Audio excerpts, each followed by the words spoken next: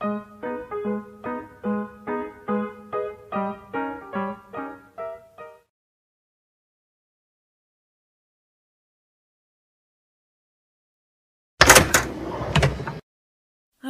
j'ai passé 2 siècles sans voir. J'ai du mal à m'éclaircir la gorge. Bah, c'est pas la joie ici.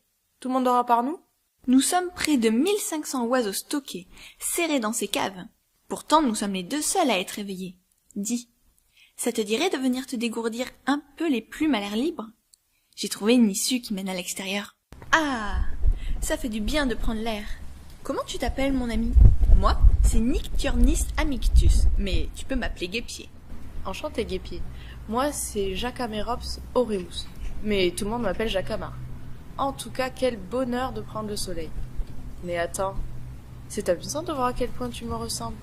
À croire que nous sommes cousins. Regarde-moi ce bec. Ah, vous voilà enfin, vous. Vous savez que je vous ai cherché partout, petit voyou. Pourquoi n'êtes-vous pas à votre place avec vos comparses? On se connaît? Comment donc, jeune insolent? C'est grâce à moi si vous êtes ici aujourd'hui. Comment ça, ici grâce à vous? Et puis, qui êtes-vous d'abord? Auguste Bérard, ou plus exactement, son fantôme. Voyez-vous, il y a de cela presque 200 ans, j'effectuais ce que l'on appelle aujourd'hui des voyages naturalistes. Au XVIIIe siècle, la France connut une pénurie de nourriture et notamment de blé.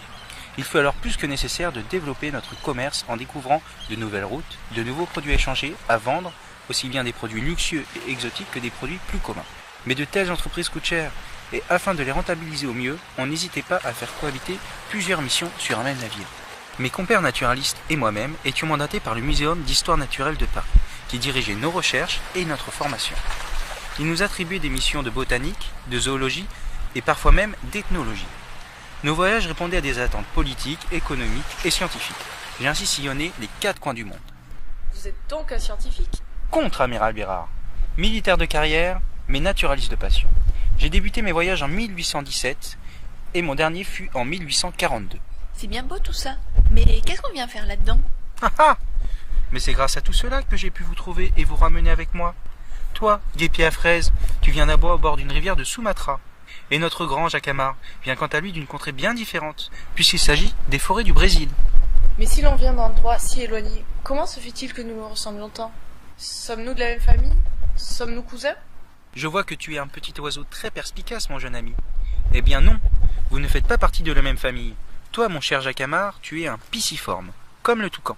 Quant à notre cher Guépier, c'est un coraciforme, comme le martin pêcheur. Mais si nous ne sommes pas de la même famille, pourquoi nous ressemblons-nous tant? Pourquoi avons-nous le même bec? En voilà une bonne question, tiens. Alors, qu'en dites-vous, monsieur je sais tout? Pour vous aider à comprendre, je vais vous poser quelques questions. Où vivez-vous? Dans les arbres. Dans les arbres.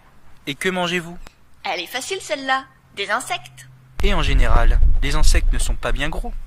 Mais cela n'explique toujours pas votre ressemblance. Pourquoi un toucan avec son gros bec ne mange pas d'insectes?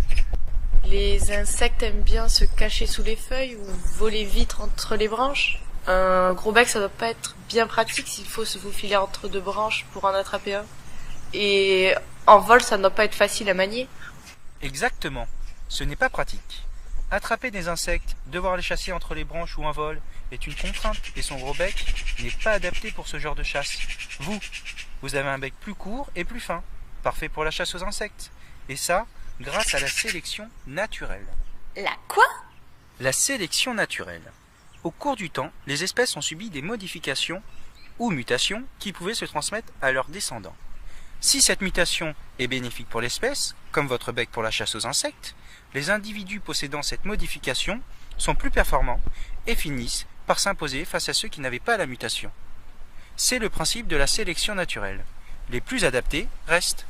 Si je comprends bien ce que vous nous dites, nous n'avons pas le même bec parce qu'il est plus efficace pour chasser les insectes? C'est exactement ça. Mais la mésange mange bien des insectes et elle a un bec bien plus court. C'est parce qu'elle ne mange pas le même type d'insectes que vous et qu'elle les chasse autrement. Vous avez les mêmes proies, les insectes volants. Vous êtes par conséquent semblables. Est-ce clair? Oui, monsieur. Oui, monsieur. Très bien. Alors retournez vite à votre place avant que quelqu'un d'autre ne s'aperçoive de votre disparition. Zou!